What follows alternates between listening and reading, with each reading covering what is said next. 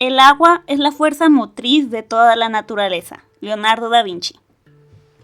Acompáñanos en la aventura de los errores pasados para descubrir que la humanidad es historia. Esperemos se encuentren bien.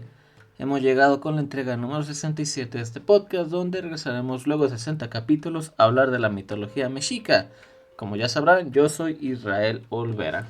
Y yo, Itzel Olvera. Y sí, justamente fue en el episodio 7, la última vez que hablamos de mitología mexica. Y de hecho, pues recientemente no habíamos hablado de mitología fue el capítulo de Brigitte. Creo que fue el último que hablamos de algo de mitología. No, fue el de China. No, el de China fue antes, ¿no? ¿O fue después? Ah, no, sí. Fue el último, el de la mitología china. La última vez que hablamos de algo así. Y bueno, decidimos retomar algo acá de nuestro país con otro dios o más bien esta deidad, espíritu, como lo quieran reconocer. Bueno, pues además, dependiendo de quién le preguntes, Tlaloc es, o puede que sea, o puede que no, sea el Tezcatlipoca Azul, así que... Depende en qué zona de Mesoamérica les preguntaras es que era. Y depende de qué fuente histórica, ya que unas dicen que Tlaloc era el Tezcatlipoca Azul, otras dicen que el Tezcatlipoca Azul era Huitzilopochtli, ya saben. Otros dicen que era el hijo de uno de estos representaciones de Tezcatlipoca, entonces pues ya saben, ¿no? Depende en qué zona y cada quien le agrega otra cosa. Antes de empezar, recuerden que estamos ahí en Instagram y en Facebook como épocas.épicas.podcast. Ahí también en TikTok, aunque ya no hemos subido porque pues TikTok ya saben lo que les suele gustar ahí. Contenido rápido y sencillo para que la gente lo vea, pero bueno. Así que, pues de todas maneras ahí también estamos en YouTube y ahí en Instagram y en Facebook, que es donde estamos ahí más activos subiendo cositas y así. Así que recuerden ahí que sus likes, comentarios, suscribirse y todo eso gratuito, pues nos ayuda mucho a llegar a más personas. Así que empecemos con el episodio. Comenzando, el agua simbolizaba el fundamento de la vida en muchas culturas, como ya sabrán. Fue el elemento esencial para el desarrollo de las sociedades y era considerado curativo, al menos aquí de este lado. O, bueno, más bien muchos lados del mundo. Por ello, los baños de vapor con piedras calientes y plantas medicinales, llamados temazcali, o casa de vapor en español, eran espacios destinados a la purificación del cuerpo de cada individuo. Se creía que, gracias a la acción del agua, en este contexto ritual, era posible renacer. Y de la página nacional, de la página web del Museo del Templo Mayor, auspiciados por el INAH, el Instituto Nacional de Arqueología e Historia de México, el dios Tlaloc, el que hace brotar, era la representación del agua de una manera divina y de la fecundadora de la tierra, que residía en las más altas montañas donde se forman las nubes. Por lo tanto, siendo el agua algo tan importante, era visto como una deidad benéfica, pero con un lado rudo y negativo, por aquello de poder enviar rayos, heladas, inundaciones, granizo. Que estos sucesos a su vez también destruían las cosechas, así que era como te podía dar, pero también te podía quitar de la misma forma. Así que pues recordando que la naturaleza era superior al humano, ¿no? Como muchas veces a la naturaleza no le importa. Y sí. Y bueno, el lugar de mayor adoración en los pueblos mexicas pues estaba en el templo mayor, aunque que si no recuerdan bien estaba ahí dividido en dos. Una parte estaba dedicado a Tezcatlipoca y otra parte estaba dedicada a Tlaloc. No estaba a Huitzilopochtli, que digamos. Bueno, para Huitzilopochtli, dependiendo recuerden que era sí o no. Era una parte de Tezcatlipoca, ya saben las dificultades. Y bueno, ya hablando ya netamente de Tlaloc y Huitzilopochtli, pues eran los pilares de prácticamente la ideología y la forma de ver el mundo del pueblo mexica, ¿no?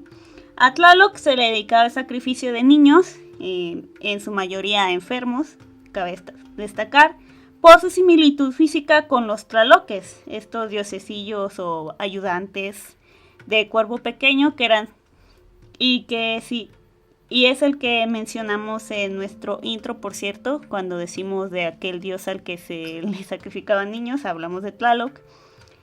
Y bueno, ahora saben por qué lo hacían, porque según eso decían que eran los más parecidos a los ayudantes de este dios. Más adelante hablaremos un poco más de esto. Y debido a su carácter acuático, podrán esperar lo que se asocia con él, que son los remolinos de agua, los rayos, como dijimos, los caracoles, las conchas, los corales, los peces y las ranas. Y se hicieron infinidad de jarras de piedra con su efigie. Esto viene de los mitos donde hablan que esta deidad guardaba el agua en ollas, porque pues ya saben los humanos y su percepción, ¿no?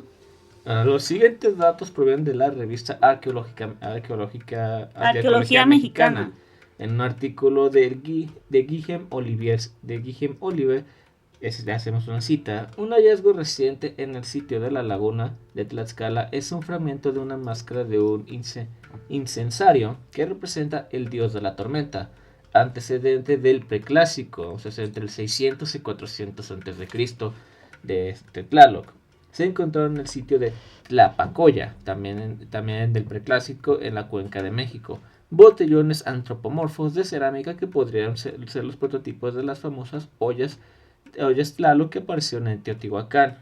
Así que esta difusión de las ollas por todo Mesoamérica hizo que llegara a Tula, Xochicalco, Chapultepec, dedicando incluso un lugar importante en las montañas en el llamado Cerro de Tlaloc. Guillem Oliver nos menciona que según el Códice Aubin, a partir de un relato del siglo XVI, decía lo siguiente: después de la aparición portentosa del águila sobre el nopal que señaló ante los mexicas el sitio de la fundación de Tenochtitlán, un sacerdote llamado Atzolúa fue sumergido en la laguna. Al día siguiente, Atzolúa volvió a aparecer y contó lo siguiente: fue a ver a Tlaloc porque me llamó. Dijo: ha llegado mi hijo Huitzilopochtli, pues aquí será su casa, pues él la dedicará porque aquí viviremos unidos sobre la tierra. Así que como vieron en una de estas versiones, pues hablan que es de hecho Huitzilopochtli al que Tlaloc dice que es su hijo, ¿no? Así es como Tlaloc recibió a Huitzilopochtli, lo nombró, como dijimos, como su hijo, y así anunció que los mexicas y su joven dios principal tenían ahora el dominio en esas nuevas tierras, y él es una de las deidades más antiguas. Esa no era la primera vez en donde se le mencionaba como aquel que otorga el mando o el poder a alguien. Y los mexicas entonces en su templo mayor, como dijimos, hicieron esta pirámide doble con una capilla al sur dedicada a Huitzilopochtli y la otra del lado norte, que ya es la que dedicaron a Tlaloc. Continuando, hablaremos de Tlaloc y Chalchicohuitle. Chalchihuitlicue, perdón. Chalchihuitlicue. Pues ya saben, nombres náhuatl. Es que, ¿sabes qué? La confundí con otra diosa, pero esa es otra. Los siguientes datos de la página del CONACYT, del artículo escrito por Isa Alberto Corona Miranda. Y dejo estos datos porque luego algunos piensan que nos sacamos datos importantes ahí de la manga. Fue en el siglo XVI que Fray Bernardino de Sahagún y Fray Diego Durán, quienes se dedicaron a reunir la información sobre todas las creencias y cosmovisiones náhuatl. En sus obras, que era la Historia General de las Cosas de la Nueva España de 1569, e Historia de las Indias de la Nueva España e Islas de Tierra Firme de 1581, respectivamente, su principal fin fue tratar de explicar todo el significado detrás de sus rituales. Entre esos estaban los dos más importantes relacionados al agua, con Tlaloc y Chalchihuitlicue, que es la de falda de jade. Bueno, le diré así, la de la falda de jade. Ella era la diosa del agua, de los lagos, los ríos, los mares y los manantiales, y la esposa de Tlaloc. Como ya hemos visto en otras creencias, esta dualidad representa por matrimonios de deidades. Era la hermana de los Tlaloques y tenía una relación con otras diosas como Chicomecuatl. Por su capacidad de fecundar la tierra en los ritos agrícolas, es el Fray Bernardino que nos deja el dato de que esta deidad tiene el poder de generar tempestades, torbellinos en los cuerpos de agua para hundir navíos y ahogar a los humanos según su voluntad. En eso se parecía a Poseidón, sin ninguna duda. Para diferencia de su contraparte del panteón griego, ella tenía un lugar privilegiado entre las deidades mexicas, al ser la patrona de los bautismos y la protectora de los navegantes. Y no solo alguien con problemas para mantener ¿cómo se dice? Controlar sus hormonas. No, sí, tanto Poseidón como Zeus no pueden mantener sus genitales en sus pantalones, aunque tampoco usaban pantalones, así que eso podría explicar muchas cosas. Y con consentimiento no, por feos en eso. Digamos consentimiento dudoso, y todos sabemos todos sabemos qué significa consentimiento dudoso. O embarazos forzados, ¿verdad? O embarazarlas con el poder de su mente. No manches. Y bueno, regresando a esta diosa, también era considerada Tlaloc más bien era considerado la deidad de los cerros y frecuentemente se le asociaba a las cuevas también. Sagún señala que era considerado habitante del paraíso terrenal y el responsable de dar a los hombres los mantenimientos necesarios para la vida. Actualmente siguen existiendo algunos rituales relacionados con estas figuras en muchos pueblos indígenas, que por cierto y al final les mencionaremos ahí como siempre aquí en México combinaron ahí rituales prehispánicos con rituales católicos. Siguiendo con otros mitos sobre él, hay otro que tiene lugar en Teotihuacán, en el momento de la creación del sol y la luna. Los siguientes datos los citaremos de manera textual, de otro artículo de la revista de Arqueología Mexicana. Se afirma que Quetzalcóatl arrojó a su hijo Nanáhuatl a la hoguera, donde se transformaría en el sol, mientras que Tlaloc arrojó al suyo, Tecusistecatl, que se volvió la luna. Según otra versión, Tecusistecatl se metió en una cueva antes de su metamorfosis astral, un espacio estrechamente vinculado con Tlaloc. Según el Código Vaticano Latino, el paraíso de Tlaloc, el Tlalocán, se encontraba precisamente en la luna. Así, súper random. Pues ya sabes, allá afuera, ¿eh? En el espacio. Hay que tomar en cuenta que los elegidos de Tlaloc eran los que morían por enfermedades o situaciones relacionadas con el agua, como ahogarse también por un rayo, los que sufrían de gota y sarna, que pues estas enfermedades también las vinculaban con el agua, al igual que los leprosos aparentemente. Ellos eran enterrados para llegar al Tlalocan, al reino de esta deidad en el Mictlán. ¿Por qué creen que se les asociaba con los cerros? Pues les diremos la razón. Eran concebidos como receptáculos de agua y las nubes formadas en lo alto eran vistas como lugares donde moraba Tlaloc. Thelma Sullivan, en 1974, interpreta el nombre de Tlaloc como el terroso, el que está hecho de tierra, el que es la encarnación de la tierra. Los amores y desamores de Tlaloc, por cierto, se narra que en el Tlalocan la bella Xochiquetzal era la esposa de este viejo dios de la lluvia, pero que se la quitó a Tezcatlipoca. Sin embargo, Tlaloc se lo volvió a casar con Matlacuille, la diosa del agua, que los mexicas llamaban, como dijimos, Chalchihuitlicue. Entonces, pues ya saben, ¿no? Está implícito en alguna de las historias que Tlaloc hizo acá lo que Hades, que se llevó a la hija de alguien más para hacérsela su esposa. Otros dicen que de hecho Xochiquetzal era la hija de Tlaloc por hacer aquello de la diosa de las flores y él siendo el dios del agua, pues ya saben, las flores necesitan agua. Y porque no puede faltar el incesto.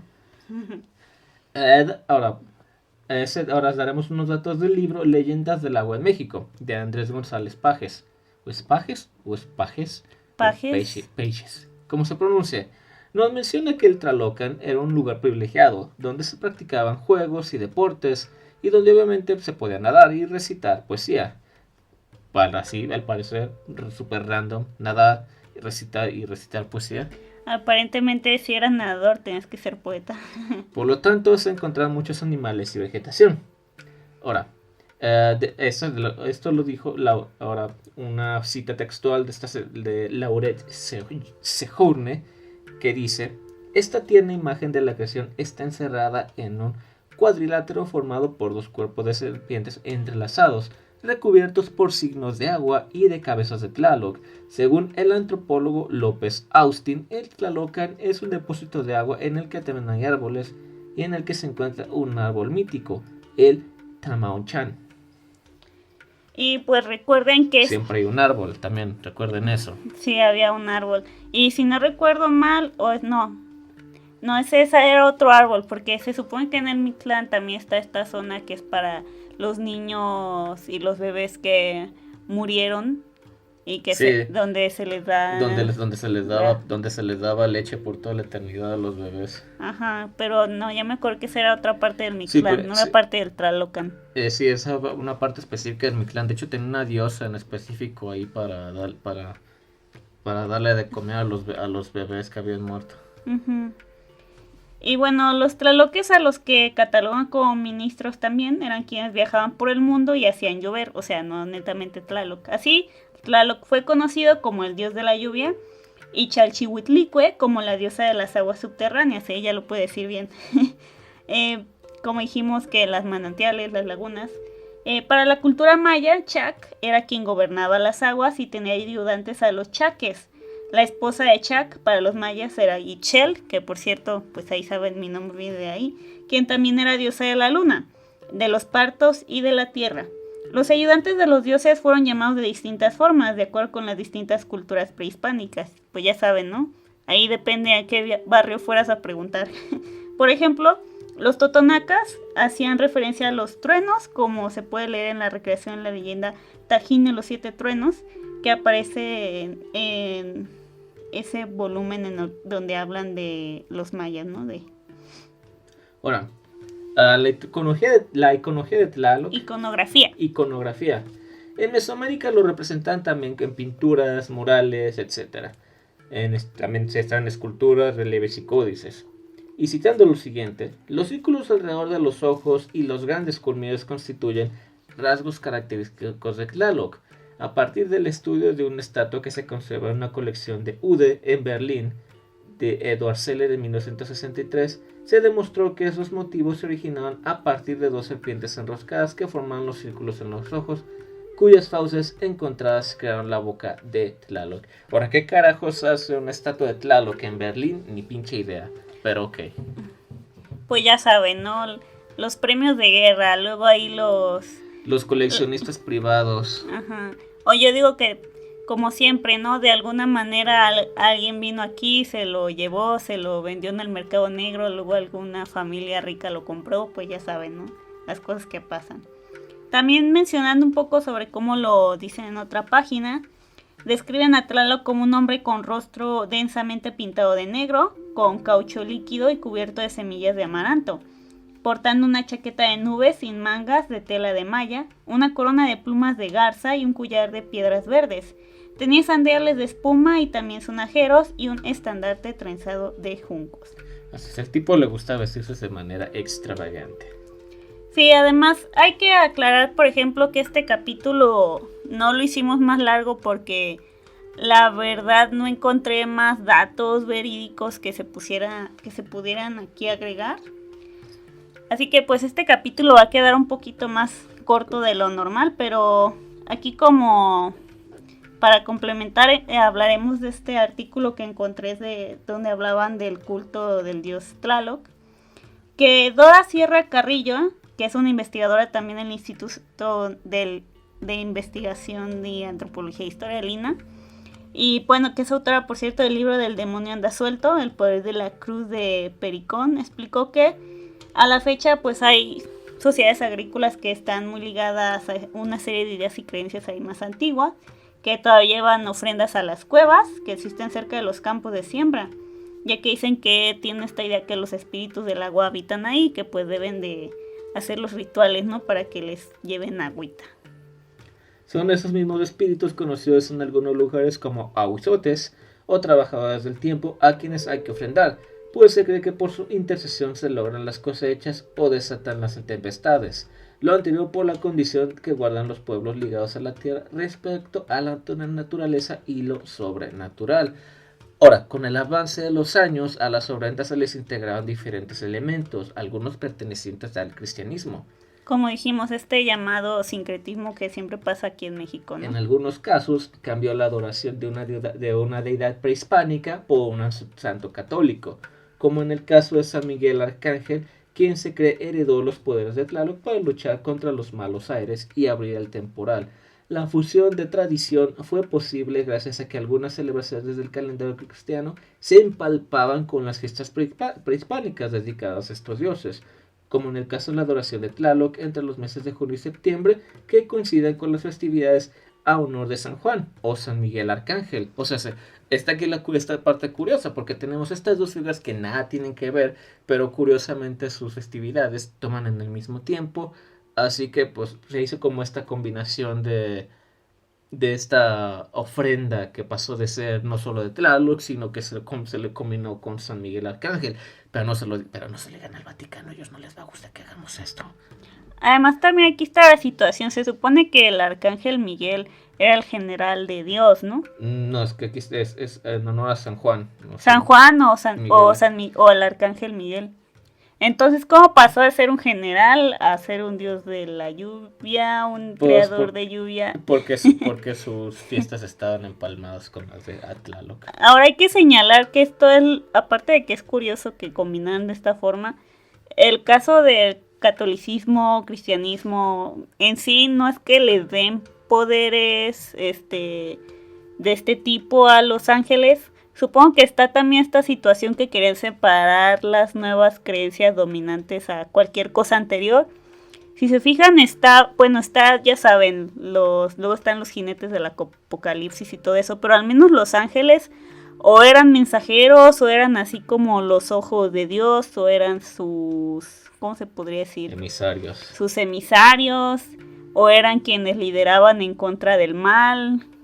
Pero en sí que vinieran aquí a la tierra a hacer algo más que dar mensajes o como se cree ahí, de forma más romántica, como los ángeles guardianes y todo eso. Eso ya fue algo que le dimos nosotros los humanos, realmente.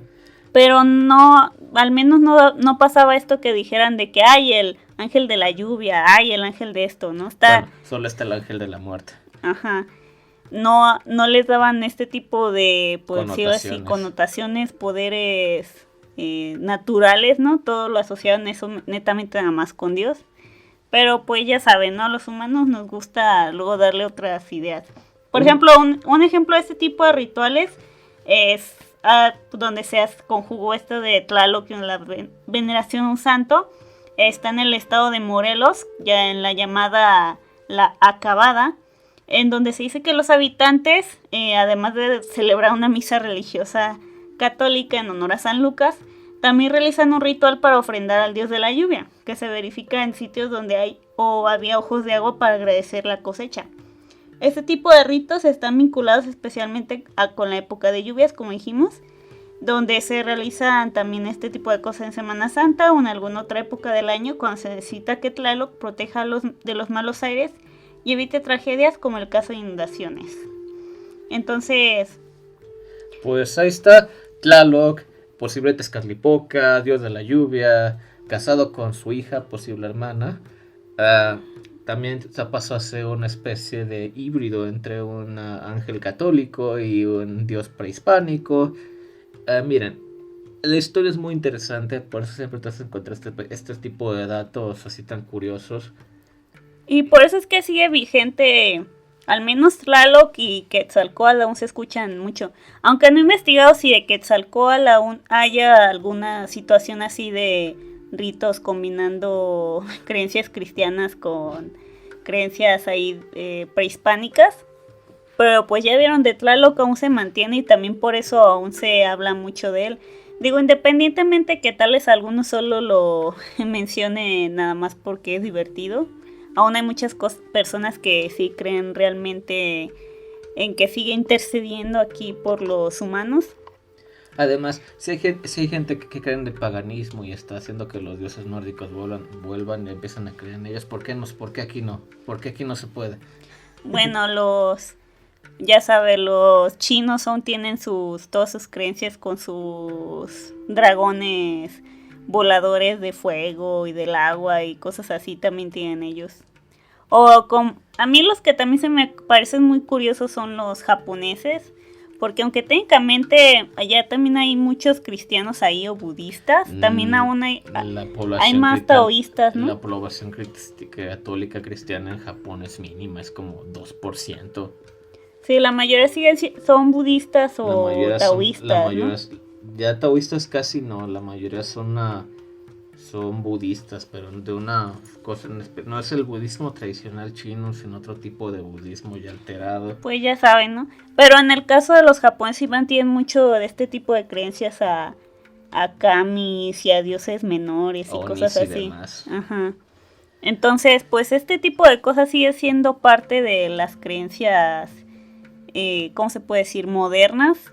Como está acá el caso de los europeos que nos trajeron sus creencias raras con sus duendes, hadas y que sus brujas y cosas ahí medio extrañas, Gnomos ¿verdad? y demás. Pero bueno, ya vamos a ir terminando. Esta vez creo que ya estoy checando el tiempo de grabación. Vamos como por 25 minutos. Usualmente hablamos por mínimo 40, 45. Pues esta vez no tengo. Es que es difícil encontrar información videodigna. Ya saben, nosotros les ponemos ahí nuestras fuentes para que vean que no nos estamos sacando esto de la manga. Y pues no encontramos mucho que fuera de buena reputación, porque muchas páginas no ponen ni siquiera sus propias bibliografías y pues no hay forma de saber. Había más artículos tal vez hablando de cómo se interpretaban este tipo de ollas o cosas que habían encontrado con iconografía de Tlaloc, pero no en sí que hablaran de Tlaloc en sí. las tradiciones que tuvieran o que hablaran de los mitos en el que tuviera que ver Tlaloc anteriormente. Entonces igual esperemos que algún día si encontramos algo de una fuente más profesional. Como mencionamos, todas estas fuentes pues las consideramos profesionales porque eran la mayoría del INAH, del gobierno, al menos aquí de México, de lo que mencionan. Y al menos aquí en México, las instituciones de gobierno, al menos las que se dedican al estudio de la historia y la antropología, pues casi siempre suelen ser más, ¿cómo decirlo?, objetivas. Pues más serias, ¿no? En sus investigaciones. Pero pues ahí se los dejamos, esperemos les haya gustado. Y pues igual ahí en un futuro, si encontramos algo, pues se los traemos de nuevo para complementar. A lo mejor viven en algún país por ahí que tenga algún dios medio raro y quieren que lo investiguemos, díganos ahí en los comentarios y pues ahí le echemos un ojo. Ajá. Y también ahí para avisarles que aún no sabemos si la próxima semana les traeremos un episodio o no, dependiendo de cómo se nos acomoden aquí los... A mi hermano le cambiaron ahí su horario. Me cambiaron los días libres y pues ya se me está complicando un poco ahorita con los domingos. Entonces, pues igual una semana ahí descansamos, sirve que nos tenemos más tiempo para acomodarnos con la información de estos dos personajes que queremos hablar. Y sirve ahí que nos vamos decidiendo del episodio que será siguiente a esos dos. Entonces, pues igual gracias por seguirnos apoyando. Hay un saludo a la gente de Turquía que se escuchó los 2 capítulos de Mustafa Kemal. Y pues nada, nos escuchamos la próxima vez. Hasta luego. Adiós.